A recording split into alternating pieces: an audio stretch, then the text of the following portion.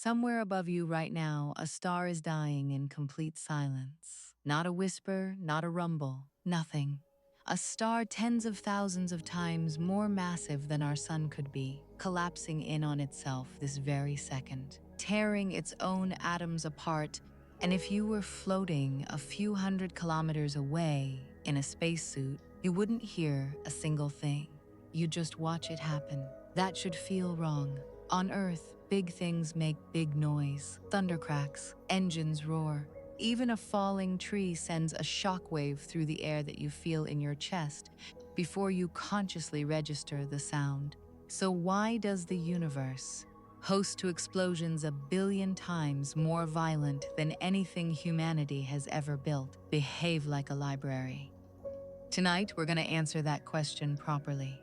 Not with a one-line explanation you've heard 100 times, but by actually walking through what sound is, what space is, how big really means out there, and what the universe is doing instead of making noise. Get comfortable. This is going to take a while, and it's going to change the way you look at the night sky. Part 1. A sky that used to feel small long before anyone understood why space was quiet. People simply assumed it wasn't empty at all. Go back roughly 2,500 years to ancient Greece, and you'll find Aristotle describing the heavens as a nested set of crystal spheres. Perfect, solid, transparent shells, one inside another, each one carrying a planet or the stars in a smooth, eternal circle around the Earth. In that picture, there was no vacuum, no silence born of emptiness, because there was no emptiness at all. The cosmos was a machine, tightly built, with no room in it for the kind of yawning nothing we now know fills almost all of existence. That idea didn't just fade away quietly. It got inherited, expanded, and defended for nearly 2,000 years. Medieval scholars added their own layer to it, a mysterious fifth element, a perfect substance they called quintessence, supposedly filling the celestial spheres beyond the messy air, water, earth, and fire of our world. The moon had its sphere, the sun had its sphere.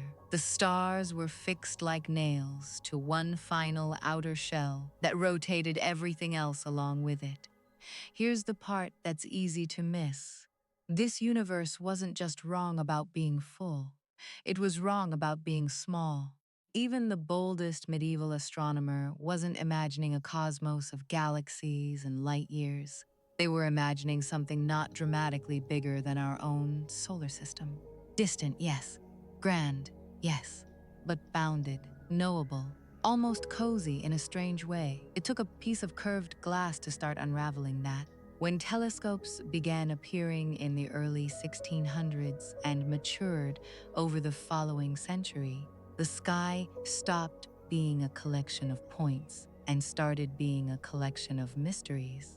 Astronomers pointed their new instruments upward and found things that didn't fit the old model at all. Faint smudges of light, hazy patches that weren't quite stars but weren't quite nothing either. Some observers guessed these were nearby clouds of glowing gas.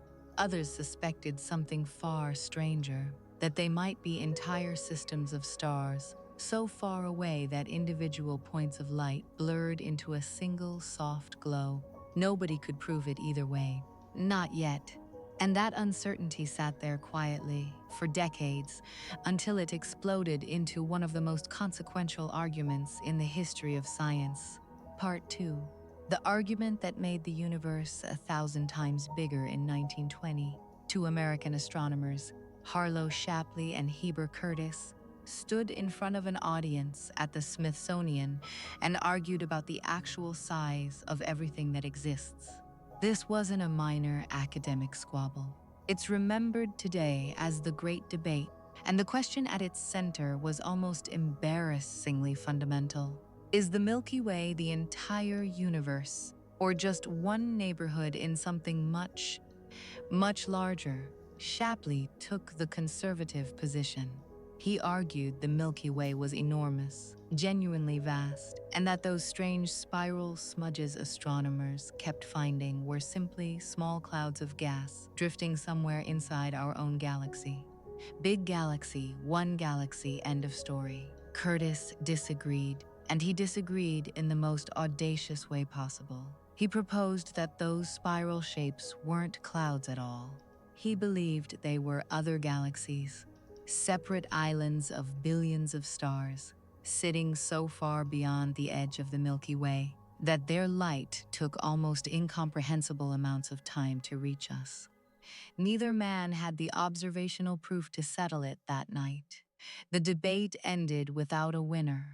But the universe, as it so often does, was quietly waiting to hand down its own verdict. 4 years later, at the Mount Wilson Observatory in California, an astronomer named Edwin Hubble was using the 100-inch Hooker telescope. At the time, the most powerful telescope humanity had ever built to study one of those very same spiral smudges, the object we now call the Andromeda Galaxy. Hubble did something remarkably clever. Buried inside that hazy spiral, he found individual stars whose brightness rose and fell in a very specific, very predictable rhythm. These were Cepheid variable stars, and a few years earlier, an astronomer named Henrietta Leavitt had discovered something extraordinary about them. The longer their pulsing cycle, the brighter they truly are. Measure the rhythm, and you know the star's real, intrinsic brightness. Not how bright it merely looks from Earth, but how bright it actually is. Compare that true brightness to how faint it appears from here. And you can calculate distance. Real, hard, mathematical distance. Hubble ran that calculation on the Cepheids buried inside the Andromeda smudge, and the number that came back nearly knocked the wind out of the astronomical community. That object wasn't inside the Milky Way. It wasn't even close. It was sitting so far away that it had to be an entirely separate galaxy, floating in space of its own. Curtis had been right. And more importantly, the universe had just become almost unimaginably larger than anyone had dared to argue in 1920. Not one galaxy, not a handful, billions. And here's the detail that matters most for tonight's story. Once you accept that the universe contains billions of galaxies, each with billions of stars, you're forced to accept something else right alongside it. If all of that matter is spread across a canvas that size, then the overwhelming majority of that canvas has to be empty. Not mostly empty, almost entirely empty. That single shift in scale is where the real explanation for cosmic silence begins. Part 3. What sound actually is and why it needs a crowd. Before we can talk about why space doesn't carry sound, we need to be honest about what sound actually is, because most people carry around a vague, incomplete idea of it their whole lives without ever examining it closely. Sound is not some independent thing that exists on its own, floating through the world like light does. Sound is a process. It's motion, passed from particle to particle, like a very fast, very quiet game of falling dominoes. When you speak, your vocal cords push air molecules forward. Those molecules bump into their neighbors. Those neighbors bump into their neighbors. The disturbance ripples outward in every direction, molecule to molecule, until it reaches someone's eardrum and gets converted into an electrical signal their brain interprets as your voice. Water does the same job, actually more efficiently. Sound moves faster through water than through air, which is part of why whales can call to each other across entire ocean basins. Solid materials carry vibration too. Put your ear to a railway track and you can sometimes hear an approaching train minutes before it becomes audible through open air. Notice the one ingredient every single example shares: matter. Particles close enough together to physically collide and pass energy along. Remove the particles and the chain breaks. There's nothing left to jostle, nothing left to carry the wave forward. This wasn't always obvious to scientists. In the 1600s, a German inventor named Otto von Guericke became fascinated with the question of what a true vacuum would actually behave like. He's best remembered for a jaw-dropping public demonstration, which he fitted together two large metal hemispheres, pumped the air out from between them, and then hitched teams of horses to each side. The horses strained and pulled and simply could not separate the hemispheres. Atmospheric pressure alone was clamping them together with a force that stunned onlookers. But tucked inside that same body of research was a quieter, less flashy experiment. Von Guericke wanted to know what happened to sound once the air was gone. It got weaker, dramatically weaker. A little later, the English scientist Robert Boyle refined the test in a cleaner, more controlled way. He placed a ringing bell inside a sealed glass chamber and slowly pumped the air out while it rang. As the air thinned, the bell's sound faded, not because the bell stopped moving, but because there was less and less air left to carry that motion to Boyle's ear. By the time the chamber was close to a true vacuum, the bell was still visibly vibrating, but it had gone essentially silent. The ringing had nowhere left to go. That's the entire secret right there, demonstrated on a tabletop in the 17th century. Sound isn't fragile because it's weak. It's fragile because it's a team sport, and a vacuum fires the entire team. Part 4, the loneliest room you can imagine. So, how empty is interstellar space, really? Let's put a number on it, because the number is the whole point. On Earth, even in a room you'd swear is empty, every cubic centimeter of air contains something on the order of tens of quintillions of molecules. That density is exactly why sound travels through your living room without any trouble at all. The molecules are packed so closely that a vibration barely has to travel any distance before it bumps into the next one. Now go to interstellar space, the region between stars inside our own galaxy. The typical density there is a handful of atoms per cubic centimeter, sometimes fewer than that. Not quintillions. A handful. Try to picture what that actually means for sound. Imagine a chain of people standing in a line, meant to pass a whispered message hand to hand.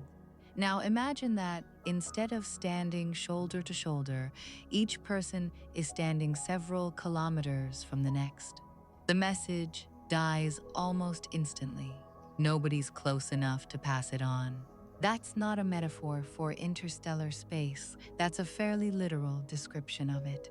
The astrophysicist Lyman Spitzer spent a large part of his career studying exactly this region, what's technically called the interstellar medium. His work confirmed that space isn't a perfect void.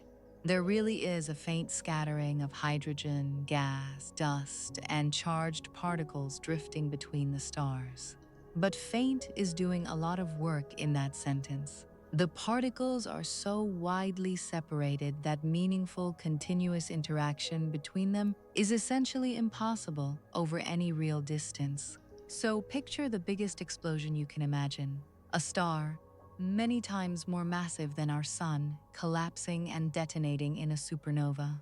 The shock wave really does blast outward at incredible speed, carrying a genuinely staggering amount of energy. But almost immediately it runs into that same problem. Too few particles spaced too far apart to keep a sound wave alive. The wave doesn't get weaker and weaker over some long, gradual decline the way it would in air.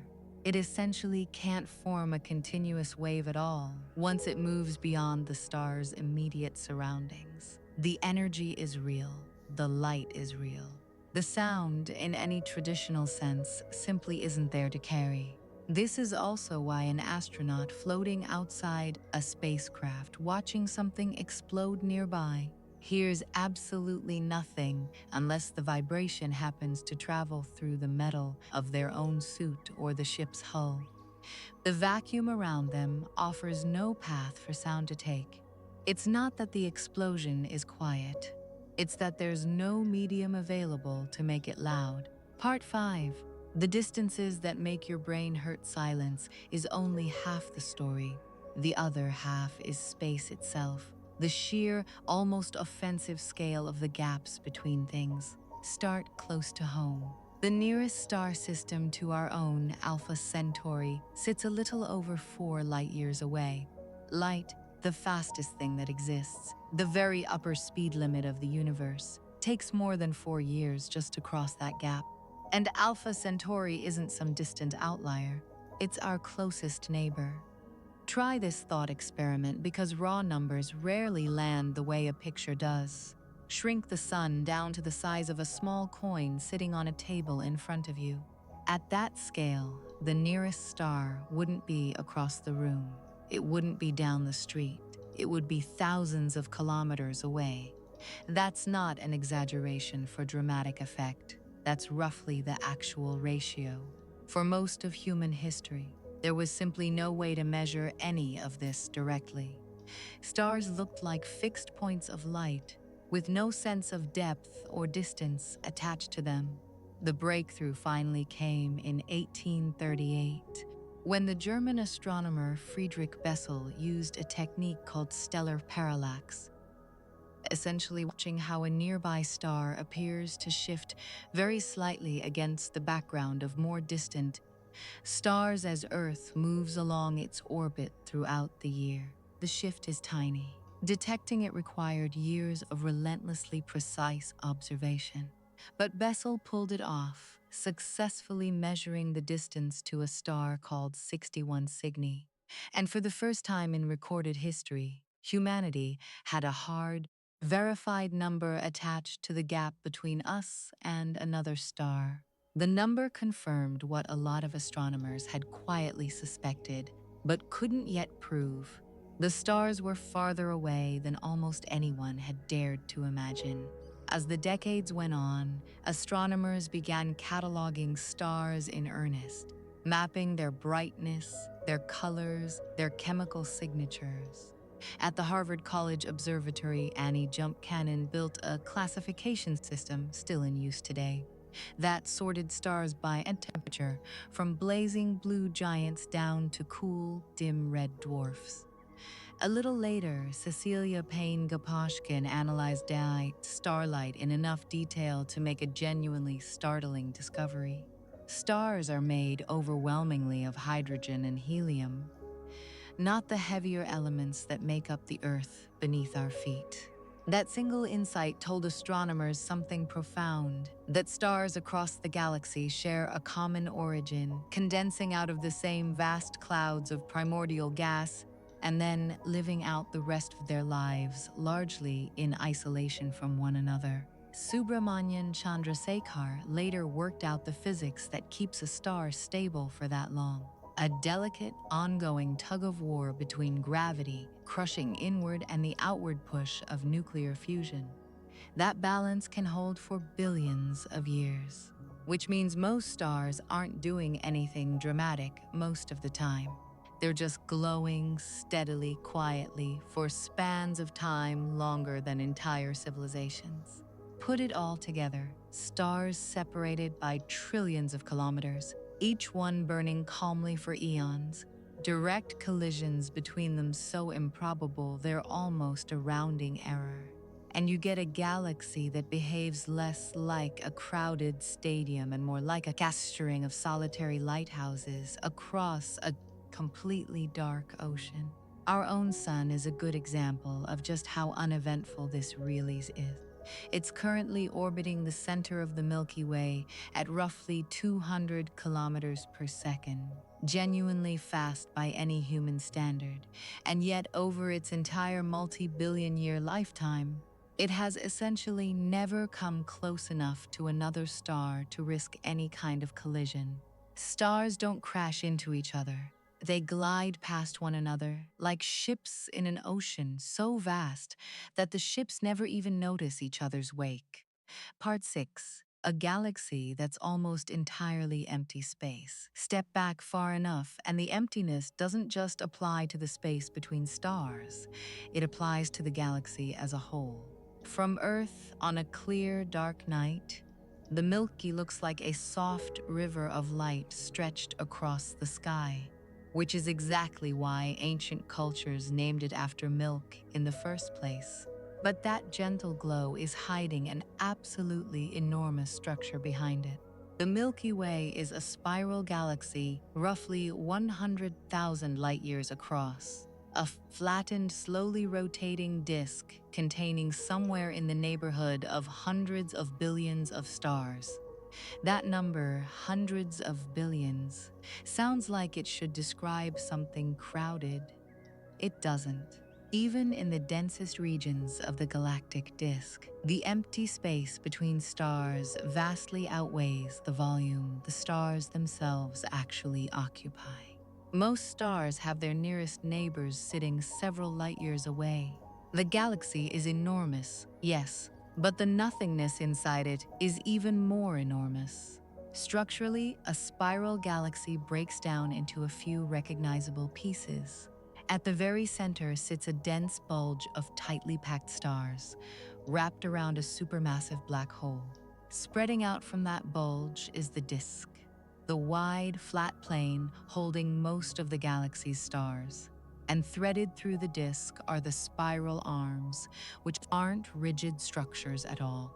They're more like traffic jams, regions where gas and stars temporarily bunch up a bit more densely as they orbit, triggering new star formation as they pass through, then thinning back out again. Beyond the visible disk lies the galactic halo, a huge, roughly spherical region containing scattered ancient stars, old globular clusters, and something you cannot see at all with any telescope: dark matter. The discovery of dark matter is one of the strangest and most important detective stories in modern astronomy. In the 1970s, the American astronomer Vera Rubin carefully measured how fast stars orbit at different distances from the centers of spiral galaxies.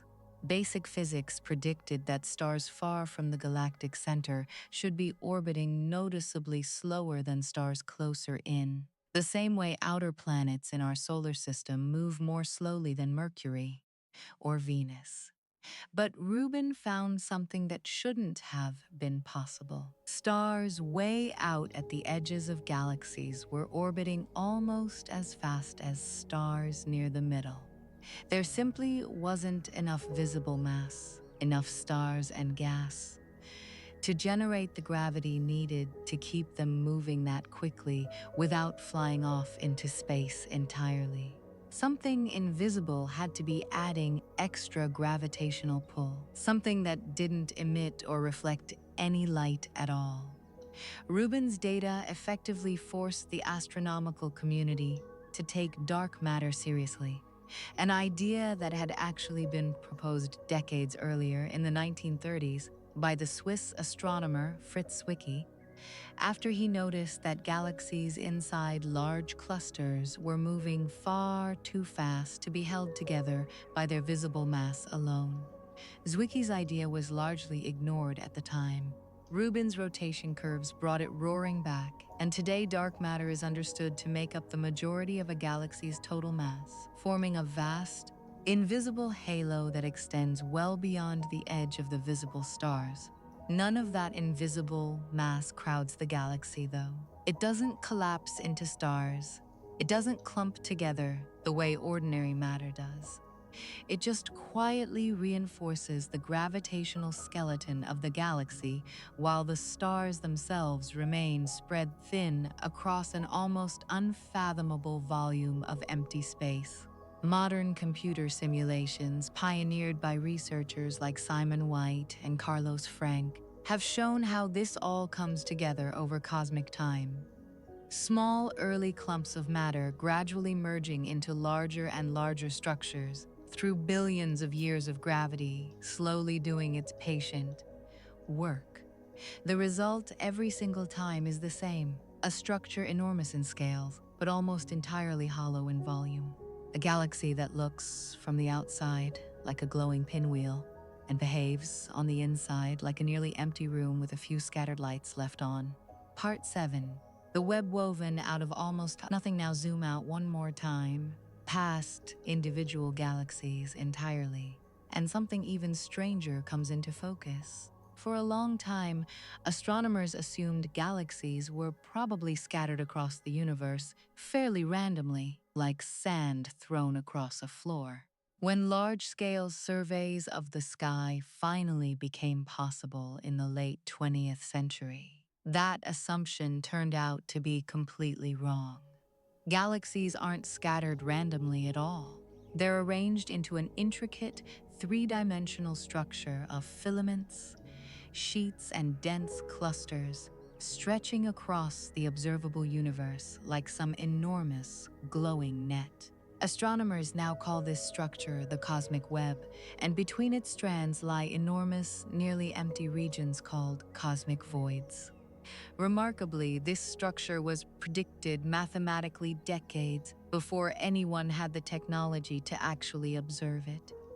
In the 1970s, the Soviet physicist Yakov Zeldovich worked out how gravity would act on the tiny, almost imperceptible variations in density present in the early universe. His models showed that matter wouldn't collapse into neat, evenly spaced spheres. Instead, it would first flatten into sheets, then draw together into filaments, and finally pool at the intersections of those filaments, the densest points, where whole clusters of galaxies would eventually form. It took massive observational projects to confirm he'd been right all along. The Sloan Digital Sky Survey, beginning in the early 2000s, used a dedicated telescope in New Mexico to measure the positions and distances of hundreds of thousands, and eventually millions, of galaxies, using the redshift of their light to calculate how far away each one truly was. When astronomers plotted all of that data into a three-dimensional map, Zeldovich's predicted structure was sitting right there in front of them.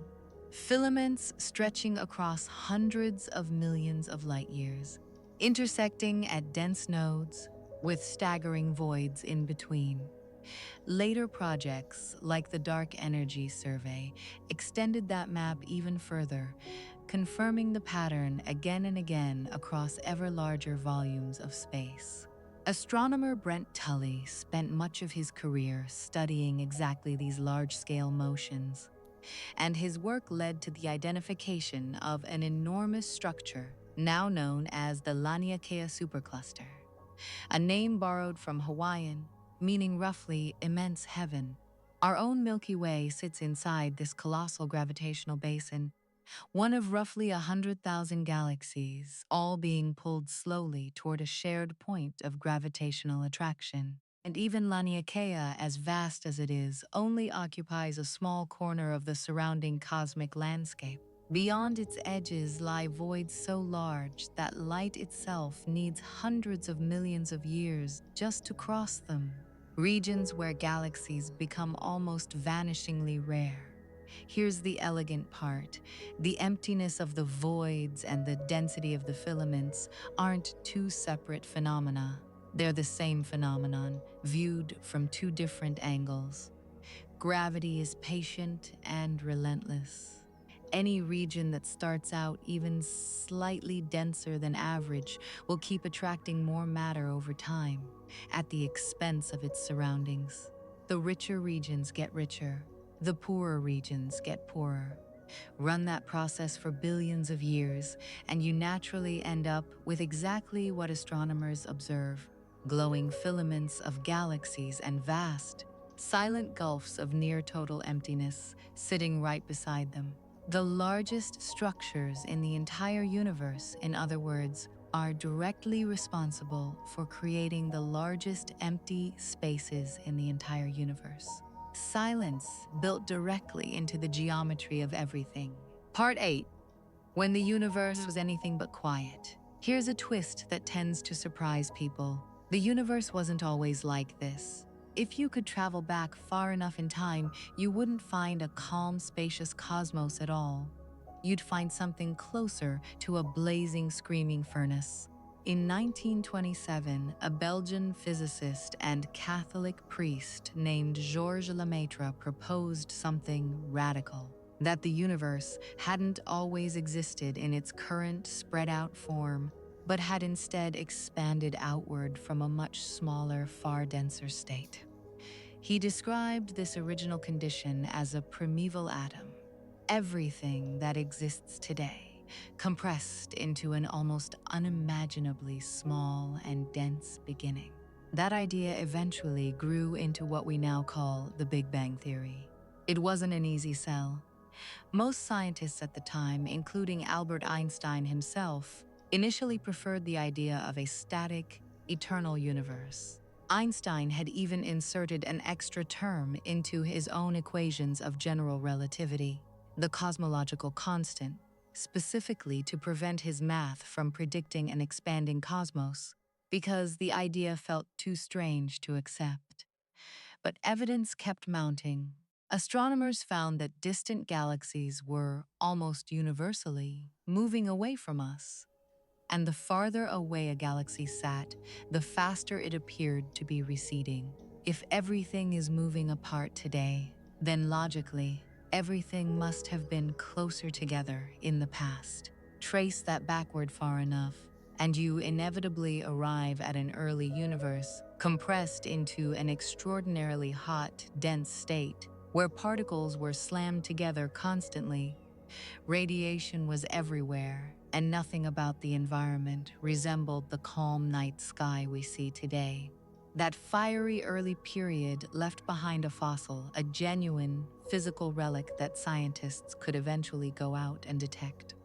In the 1960s, two radio astronomers, Arno Penzias and Robert Wilson, were working with an extremely sensitive antenna at Bell Labs in New Jersey when they picked up a strange, persistent background hiss coming from every direction in the sky, no matter where they pointed their instrument. They assumed it had to be a technical fault.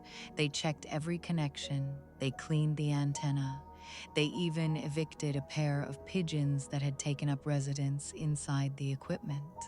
The noise never went away. Eventually, they realized the noise wasn't a malfunction at all. It was the universe itself, still glowing faintly from an event that happened roughly 13.8 billion years earlier. What they'd stumbled onto is now called the cosmic microwave background radiation.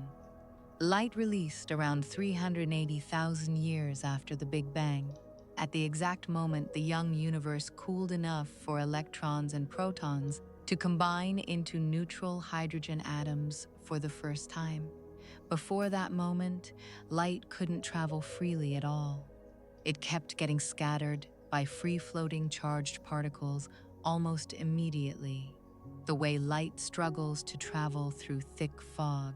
The instant those particles locked together into neutral atoms, the fog lifted, and light finally broke free to travel across space uninterrupted. That ancient light has been traveling ever since. Billions of years of cosmic expansion have stretched its wavelength dramatically, shifting it from something intensely energetic down into the faint microwave signal Penzias and Wilson accidentally detected, the oldest light that can be observed by anyone, anywhere. And that early plasma-filled universe wasn't just hot, it was, in a very real physical sense, loud, or at least it behaved as though it were. Pressure from radiation pushed outward, gravity pulled matter inward, and the resulting tug-of-war created genuine oscillations, rippling through the dense plasma, known today as baryon acoustic oscillations. They worked on the same basic principle as sound waves on Earth: compression and release, over and over, just happening inside superheated plasma instead of ordinary air.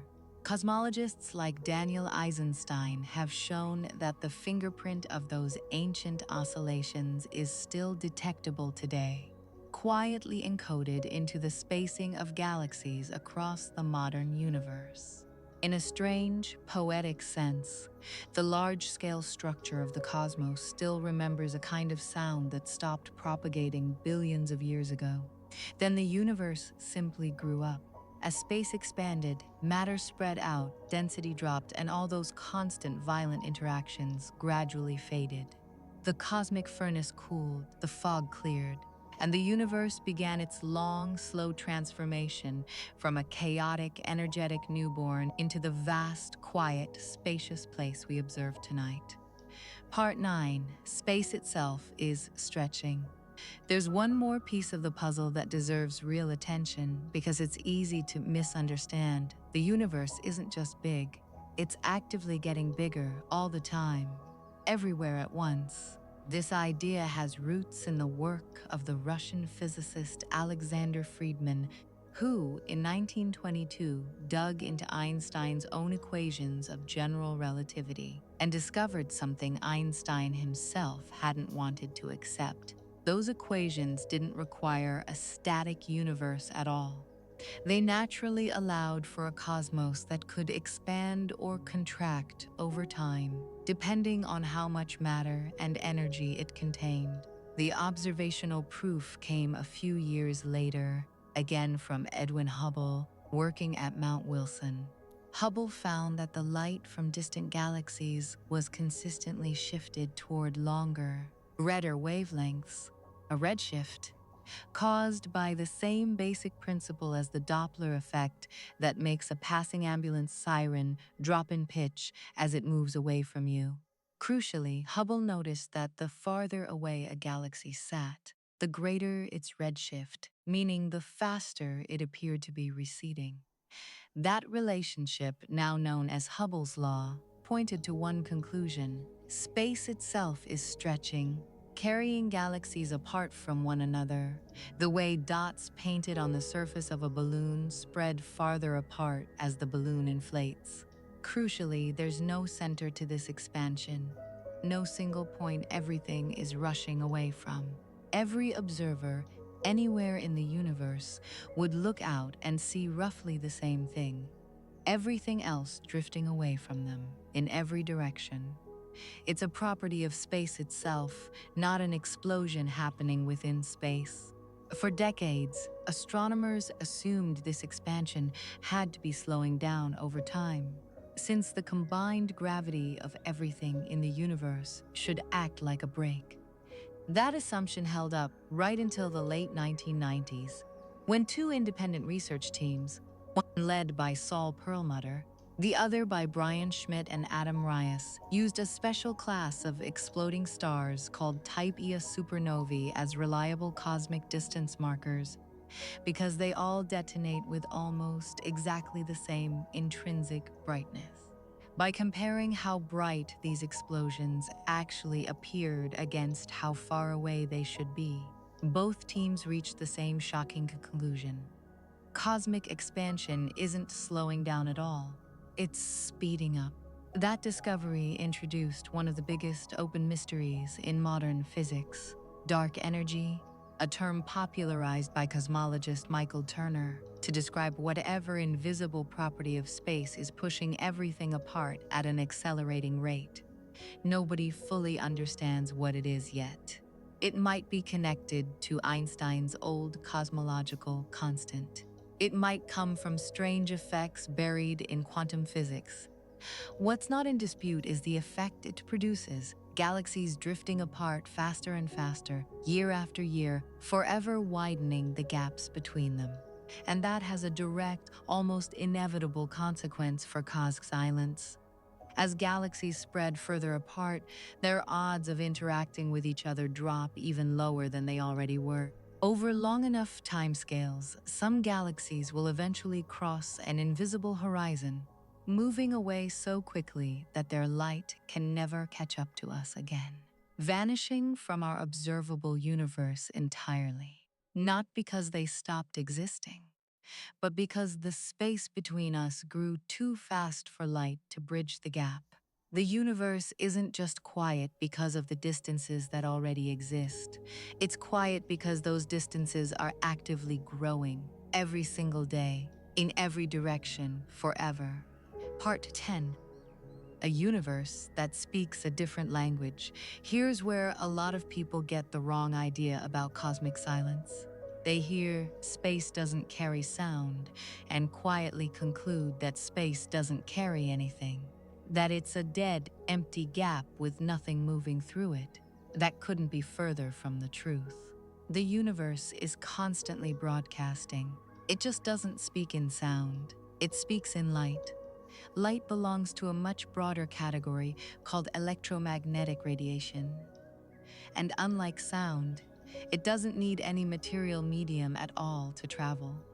Instead of relying on particles bumping into each other, electromagnetic radiation moves as a self-sustaining oscillation of electric and magnetic fields, each field regenerating the other as it moves forward, endlessly, without needing anything physical to push against. The Scottish physicist James Clerk Maxwell figured this out in the 1800s, building on earlier experimental work by scientists like Michael Faraday. Maxwell showed, mathematically, that a changing electric field automatically produces a magnetic field, and a changing magnetic field automatically produces an electric field, and that this back-and-forth pattern could sustain itself indefinitely, propagating outward at a very specific, calculable speed. When Maxwell actually ran the numbers, that speed matched the known speed of light almost perfectly. The conclusion was inescapable. Light itself is an electromagnetic wave. That single insight unified electricity, magnetism, and optics into one elegant framework, and explained, in the process, exactly why light can cross the vacuum of space effortlessly, while sound cannot. Sound needs matter to push against. Light only needs a field, and fields exist everywhere, even in the emptiest reaches of interstellar space. Visible light, it turns out, is only a narrow slice of a much larger spectrum. Radio waves stretch out at the longest wavelengths, followed by microwaves, then infrared, then the small visible band our eyes evolved to detect, then ultraviolet, X-rays, and finally gamma rays carrying enormous energy packed into extremely short wavelengths. Every one of those bands obeys the same underlying physics Maxwell described, and every one of them reveals a different slice of what's actually happening across the universe. Radio astronomy itself began almost by accident. In the early 1930s, an engineer named Carl Jansky was working for Bell Labs, trying to track down a source of static interfering with transatlantic radio communication. He built a large rotating antenna to hunt for the source. And in the process, he noticed a signal that repeated on a cycle of 23 hours and 56 minutes, matching almost exactly the rotation of the Earth relative to the distant stars rather than the sun. That told him the signal wasn't coming from anywhere on Earth. He traced its origin to the direction of the constellation Sagittarius, toward the crowded center of our own galaxy, and in doing so, became the first person in history to detect radio waves arriving from beyond our planet. The field might have stalled there if not for one determined amateur. Grote Reber, a radio enthusiast fascinated by Jansky's discovery, built his own radio telescope by hand in his backyard in Wheaton, Illinois. In the late 1930s, a roughly 30-foot dish he used to systematically map radio emissions coming from across the Milky Way. Reber's dedicated, largely solo work helped transform radio astronomy from a curiosity into a legitimate scientific field, one that would eventually reveal an entire universe of activity invisible to ordinary telescopes. That activity keeps turning up in the strangest places. In the late 1960s, A graduate student at Cambridge named Jocelyn Bell Burnell was combing through radio telescope data when she found something bizarre, a signal pulsing with almost impossibly regular precision. It was so orderly that some researchers half-jokingly nicknamed the source Little Green Men, half wondering if they'd stumbled onto an actual alien transmission. The real explanation turned out to be almost as strange. Pulsars, rapidly spinning neutron stars with intense magnetic fields that sweep beams of radiation around like a cosmic lighthouse, producing a detectable pulse every time that beam happens to sweep across Earth. Today, that legacy has scaled up into projects almost too large to picture.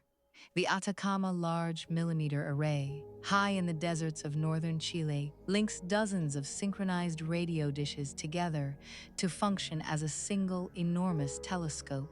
The upcoming Square Kilometre Array will eventually link thousands of antennas across Australia and South Africa into a combined collecting area approaching a full square kilometre, sensitive enough to detect radio whispers from some of the earliest structures ever to form in the universe. And far above the atmosphere entirely, the James Webb Space Telescope watches the sky in infrared light, a wavelength perfectly suited to peering through thick clouds of cosmic dust and catching light from galaxies so distant. Their light has been traveling toward us for most of the age of the universe itself. Every one of these instruments is doing the same fundamental thing: listening, in the only language the universe actually speaks. Part 11, the violence hiding behind the calm. Here's the part that should genuinely unsettle you a little. The universe is violent, ferociously, almost unimaginably violent. It just happens far enough away and far enough apart that the violence never reaches us as anything more than a faint flicker of light. Take the death of a massive star. For most of its life, a star holds itself together through a constant balancing act.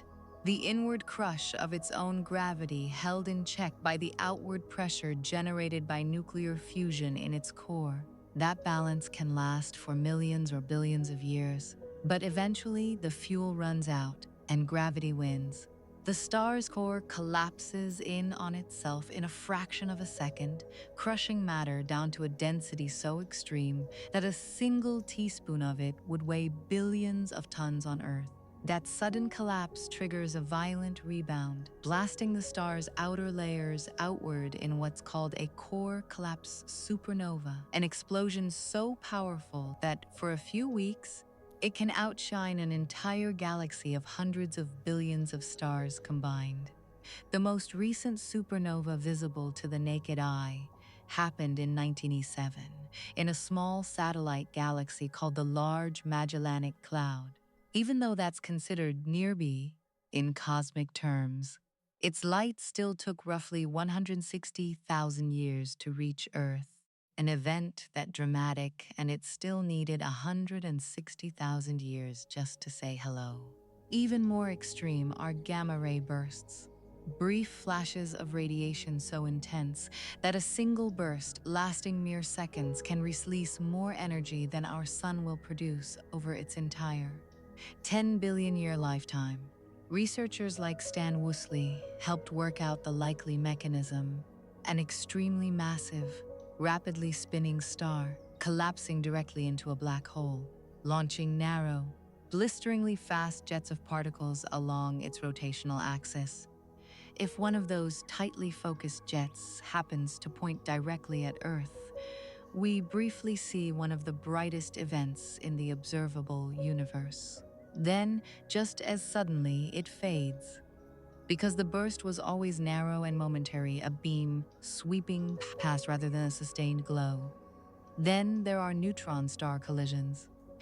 Two neutron stars, each one the collapsed remnant of a dead massive star, packing more mass than our sun into a sphere roughly the size of a city, can end up locked in orbit around each other.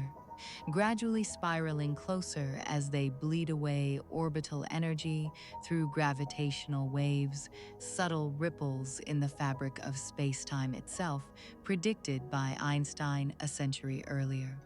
Eventually, they collide in a catastrophic merger, an event violent enough to forge heavy elements like gold and platinum in the resulting fireball. For decades, gravitational waves existed only on paper, a beautiful mathematical prediction with no confirmed detection. That changed with the construction of LIGO, the Laser Interferometer Gravitational Wave Observatory, built over decades of work by scientists, including Rainer Weiss, Kip Thorne, and Ronald Draver. In 2015, LIGO made history, directly detecting gravitational waves for the first time. The signature of two black holes merging over 1 billion light-years away. A few years later, it detected the aftermath of two neutron stars colliding, and for the first time, astronomers were able to watch both the gravitational waves and the light from the same catastrophic event, confirming decades of theoretical work in a single extraordinary observation. Even magnetars, a rare and extreme class of neutron star with magnetic fields trillions of times stronger than Earth's, occasionally unleash sudden flares of energy so intense that a single flare can release, in a fraction of a second, roughly as much energy as our sun emits across hundreds of thousands of years. Every single one of these events is genuinely, legitimately violent, and every single one of them gets absorbed by the same thing: distance. By the time the light or radiation from any of these catastrophic events crosses the yawning gap to Earth, it has spread out, thinned, faded into something that looks, from here, like nothing more than a faint flicker against a calm, dark sky. The universe isn't peaceful because it lacks violence. It's peaceful because its violence is spread so thin across such enormous distances that almost none of it ever reaches us with any real force. Part 12. Are we actually alone out there? If the universe contains hundreds of billions of galaxies, and each galaxy contains hundreds of billions of stars, it seems almost statistically absurd that Earth would be the only place intelligent life ever emerged. And yet, despite decades of dedicated searching, the sky has never delivered a single confirmed signal from anywhere else. This exact tension is what physicist Enrico Fermi supposedly stumbled onto during a casual lunch conversation at Los Alamos in the early 1950s. The conversation had drifted toward the idea of interstellar travel and alien civilizations, when Fermi reportedly cut through it all with one blunt question: if intelligent civilizations really are common, where is everybody? Even at relatively modest travel speeds, a sufficiently advanced civilization would have had plenty of time. Hundreds of millions of years, in some cases, spread across an entire galaxy. And yet there's no unmistakable evidence of any of it. No obvious signals, no unmistakable megastructures, just silence. This apparent contradiction is now known as the Fermi Paradox. In 1961, astronomer Frank Drake tried to give this problem some mathematical structure with what's now called the Drake equation. Not a tool for producing one definitive answer, but a framework for thinking through the chain of probabilities involved. How many stars form? How many of those have planets? How many of those planets could support life? How often life actually appears? How often it evolves into intelligence? How often that intelligence develops detectable technology? And how long any civilization keeps broadcasting before it, either destroys itself or simply moves on. Multiply enough uncertain numbers together, and you get a wide range of possible answers. Everything from we're essentially alone to the galaxy should be teeming with civilizations. Several explanations have been proposed to bridge that gap. Economist and philosopher Robin Hanson popularized the idea of a great filter, some enormously difficult evolutionary or technological hurdle sitting somewhere along the path from simple chemistry to a spacefaring civilization. A hurdle so difficult that almost nothing successfully clears it. Maybe that filter sits early, making the origin of life itself vanishingly rare. Or maybe it sits later, meaning civilizations regularly destroy themselves before they ever reach the stars, which, depending on your mood, is either a comforting thought or a deeply unsettling one. Others have floated stranger ideas. The so-called zoo hypothesis, associated with researcher John Ball, suggests advanced civilizations might already know we're here and are deliberately choosing not to interfere. Treating young worlds like Earth, the way a conservationist treats a protected wildlife reserve, observing quietly from a careful distance. Meanwhile, real searches continue. Researchers connected to the SETI Institute have spent decades scanning the sky with radio telescopes, hunting for any narrow, structured signal that couldn't plausibly be explained by natural cosmic processes. So far, nothing confirmed has turned up. Physicist Ronald Bracewell even proposed the idea of automated interstellar probes, silent messengers a civilization might launch outward, patiently waiting near other star systems for the right moment to make contact, potentially undetectable for centuries. And there's a simpler, sadder possibility too. Maybe civilizations really do exist, scattered across cosmic history, but they simply miss each other. A society might rise, broadcast for a few thousand years, and fall silent again, a single flash of light in a universe billions of years old. Another civilization might not rise until millions of years later, in some entirely different region of the galaxy. Their signals would never cross paths at all. In a universe that vast and that old, silence doesn't have to mean emptiness. It might just mean timing, the tragedy of two conversations that were always going to miss each other by millions of years. Part 13, the slow, inevitable fade. There's one more dimension to cosmic quiet worth understanding. Not one built from distance, but one built from time itself. In the 19th century, the Austrian physicist Ludwig Boltzmann helped formalize a concept called entropy, essentially a measure of disorder, or more precisely, a measure of how many different microscopic arrangements can produce the same overall physical state. His work fed directly into the second law of thermodynamics, which states in simple terms that the total entropy of an isolated system will always tend to increase over time. Heat flows from hot objects to cold ones. Concentrated energy naturally spreads out and disperses. This isn't a suggestion, it's one of the most reliable laws in all of physics. Stars are a perfect illustration of that principle in action. A star begins life as concentrated gravitational energy, a collapsing cloud of gas, and spends its entire existence converting that concentrated energy into radiation that spreads outward, in every direction, into the cold darkness of space. In thermodynamic terms, every star is a machine for spreading energy out. Every photon it emits is a tiny step toward greater cosmic disorder, greater balance, greater, in a strange physics-driven sense, calm. Physicist Roger Penrose has spent considerable effort exploring the strange thermodynamic history of the universe as a whole. His work highlights something counterintuitive. The extremely early universe, despite being unbelievably hot and dense, was actually in a state of very low entropy, because matter was distributed almost perfectly smoothly without much structure at all.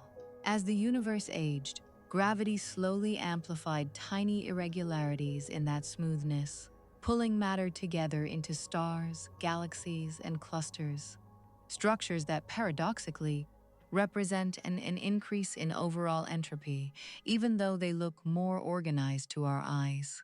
Black holes play an outsized role in this long-term story. Theoretical work by physicists Jacob Bekenstein and Stephen Hawking showed that black holes carry enormous amounts of entropy, possibly more than almost anything else in the universe. And even black holes aren't permanent. Hawking's own theoretical work suggests they slowly radiate energy away over unimaginably long timescales through a quantum process now called Hawking radiation, until eventually, over spans of time that make the current age of the universe look like a passing instant, they evaporate entirely. Astrophysicists Fred Adams and Gregory Laughlin have mapped out roughly what this means for the far future. Star formation, which already peaked billions of years ago, will keep slowing as galaxies gradually run out of the raw gas needed to build new stars. The stars that remain will keep burning, some small red dwarfs potentially for trillions of years. But eventually even those will exhaust their fuel, cool, and fade into dark, dense remnants. Galaxies that once blazed with billions of stars will gradually become galaxies of cold embers, watched over by supermassive black holes that themselves are slowly evaporating. Layer the accelerating expansion of space on top of all of that, and the picture sharpens even further. Galaxies aren't just going to keep their distance from each other. They're going to keep increasing that distance forever as space itself continues stretching. Eventually, distant galaxies will cross beyond the cosmic horizon entirely, their light forever unable to catch up to observers in other galaxies. From inside any given galaxy far enough in the future, the visible universe would appear to shrink, growing quieter and emptier with every passing epoch. This is where the story eventually leads. An active, energetic beginning, filled with heat, light, and constant interaction, gradually giving way over spans of time we can barely comprehend to a colder, darker, more spacious, and more thermodynamically settled universe. Quiet not by accident, but by the unavoidable direction physics itself points. Part 14. Why the silence is actually a gift. Here's the twist that pulls this entire story together. And it's the part that turns the universe is silent from a slightly unsettling fact into something genuinely beautiful. That same silence, that same vast emptiness that seemed at first like it was hiding the universe from us, is actually the exact thing that makes studying the universe possible at all. Because interstellar space is so thin, so empty, so free of scattering matter, electromagnetic signals can travel across billions of light years almost completely undisturbed. A single photon released from a distant galaxy billions of years ago can cross that entire distance and land, essentially unaltered, on a detector on a small rocky planet orbiting an unremarkable star. If space were dense and chaotic, filled with constant collisions and turbulence, the way early astronomers once imagined it, those faint signals would be scattered and destroyed long before they ever reached us. The emptiness isn't an obstacle to discovery. It's the very condition that makes discovery possible. That's exactly why observatories are built in some of the most remote, quiet, dark places on Earth. The European Southern Observatory operates several major facilities high in Chile's Atacama Desert, chosen specifically because the air there is dry, the atmosphere unusually stable, and light pollution from cities is essentially non-existent. Facilities like the Very Large Telescope, perched on the mountain of Cerro Paranal, rely on exactly those conditions to detect extraordinarily faint traces of light. Signals that reveal planets orbiting distant stars, trace the motion of galaxies, or map the environment around supermassive black holes. Every one of these discoveries, dark matter, the accelerating expansion of the universe, the cosmic microwave background, gravitational waves, Planets circling other suns depended on scientists being able to detect signals so faint they'd be utterly lost in a noisier environment. The stillness of space is precisely what let those whispers survive their impossibly long journey. Physicist Freeman Dyson spent a good part of his career reflecting on exactly this idea. That scientific discovery is, at its core, an exercise in learning how to listen more carefully. Telescopes, radio dishes, and gravitational wave detectors are, in a very real sense, extensions of human senses, built specifically to catch messages our biology was never designed to hear. And that's really the story this whole night has been building toward. The universe isn't silent because nothing is happening inside it. It's silent because everything happening inside it is happening at a scale so enormous that human senses were never built to register it directly. Stars are dying right now. Galaxies are colliding right now, in achingly slow motion that will take hundreds of millions of years to finish.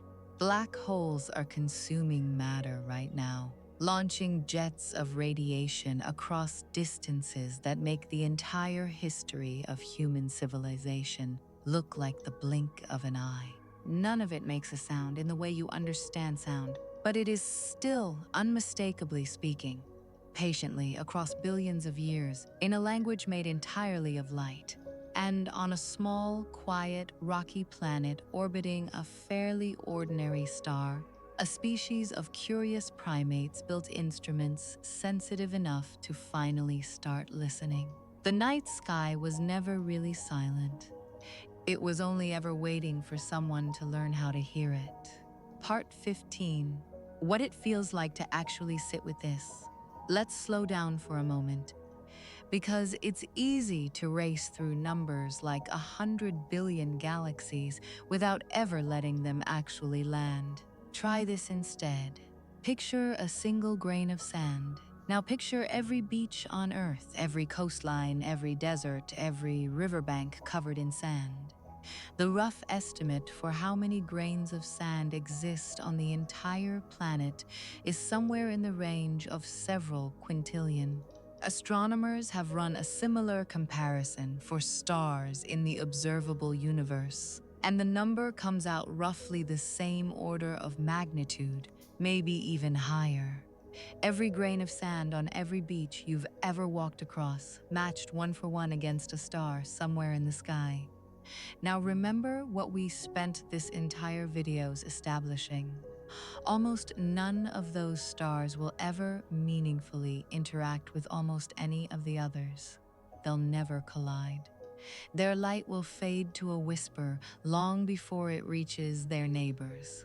Most of them will live out their entire multi-billion-year lifespan without a single dramatic event, quietly converting hydrogen into helium, radiating a steady glow into the dark, and eventually cooling into a dim ember that nobody nearby will ever notice fade.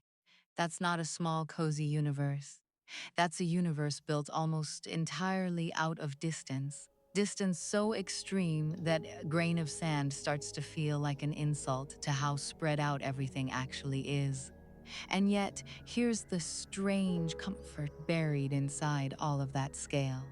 It's precisely because the universe is built this way that anything is knowable at all. If stars were packed closer together, gravity would tear systems apart constantly. Planets would rarely survive long enough for life to take hold, and the sky would be a chaotic blaze of overlapping light rather than a canvas of individual readable points. The distance that makes the cosmos feel lonely is the same distance that makes stability possible. Our solar system has had roughly 4.5 billion quiet, largely undisturbed years to let life get started, evolve, stumble, and eventually build telescopes. That kind of patience only works in a universe with room to breathe. Part 16. Listening with machines instead of ears, it's worth pausing on just how strange it is that we can see any of this at all, given that so much of it produces no sound whatsoever. Every instrument astronomers build is, in a very real sense, a translator. The human eye can only detect a narrow band of the electromagnetic spectrum, the sliver we call visible light. Everything else, radio waves, microwaves, infrared, ultraviolet, X-rays, gamma rays, is completely invisible to us without help. So astronomers built machines that could catch what we couldn't, and then convert that invisible information into something a human mind could actually process.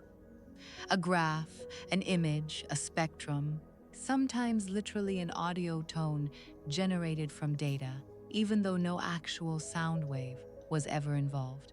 Take gravitational wave detection as an example, since it's one of the strangest listening devices humanity has ever built. LIGO doesn't use a microphone. It uses two perpendicular tunnels, each several kilometers long, with laser beams bouncing back and forth between precisely positioned mirrors. When a gravitational wave, a ripple in space-time itself, caused by something as extreme as two black holes spiraling into each other, passes through Earth, it stretches and squeezes space by an almost impossibly tiny amount, far smaller than the width of a proton.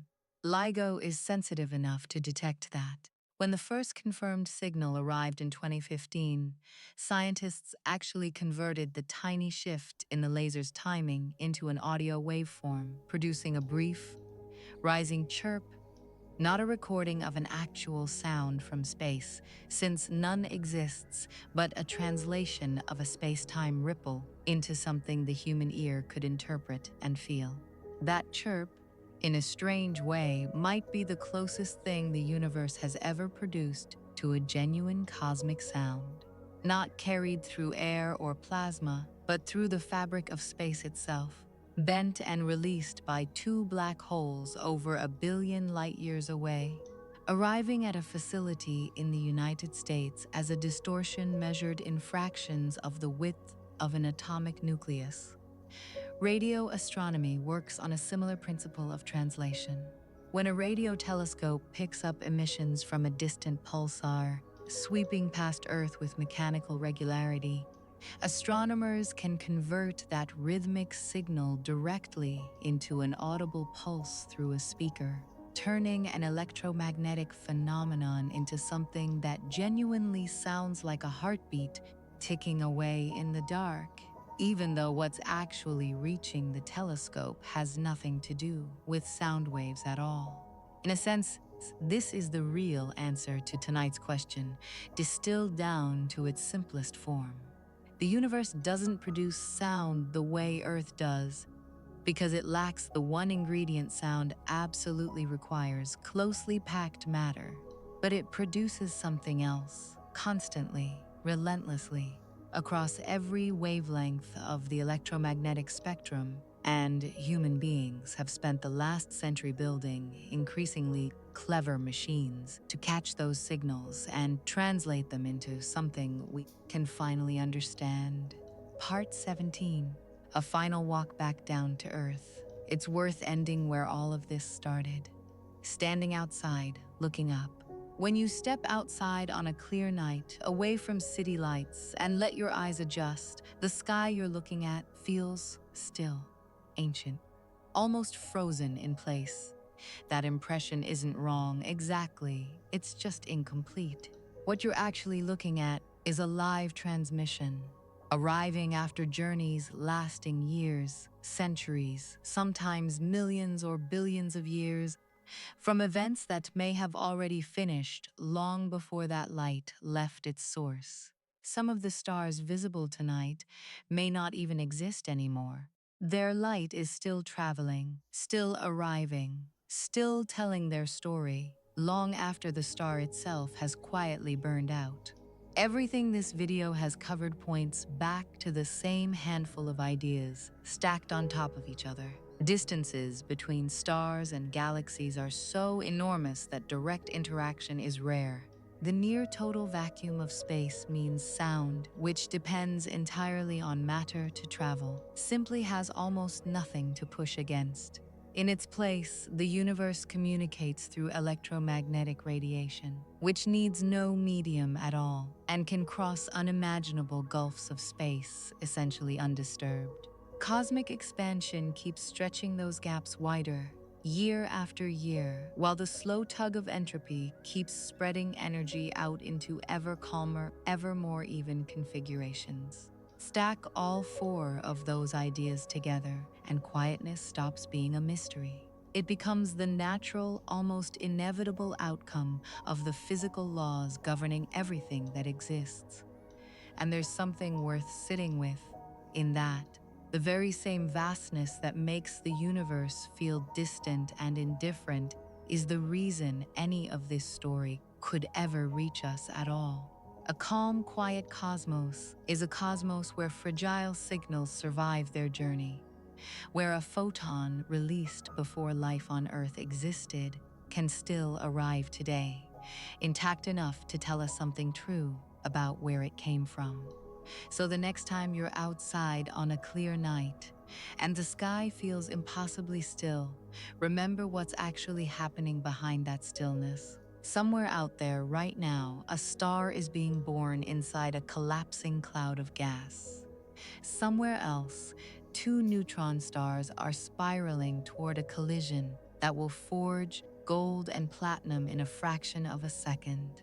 Somewhere else, a supermassive black hole is quietly devouring the last remnants of a star that wandered too close. None of it makes a sound, but all of it is happening. And thanks to a very patient, very curious species standing on a small planet, looking up with instruments built to hear what human ears never could, some of it is finally being understood. The universe was never silent, it was only ever waiting to be heard.